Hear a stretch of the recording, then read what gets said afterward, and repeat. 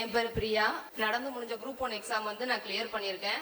இலக்குன்னு ஒண்ணு இருந்தாதான் அதை நோக்கி அவங்களோட பயணம் இருக்கும். அந்த மாதிரி என்னோட இலக்கு என்னன்னு பாத்தீங்கன்னா, நம்ம சீக்கிரமா வேலைக்கு போய் நம்ம அப்பா அம்மாவை பாத்துக்கணும் அப்படின்னு சொல்லி ஆசைப்பட்டேன். இது வந்து எனக்கு 2வது அட்டெம்ப்ட். இதுக்கு முன்னாடி அட்டெம்ப்ட்ல எனக்கு வந்து இன்டர்வியூ வரைக்கும் போறதுக்கான சான்ஸ் கிடைச்சது.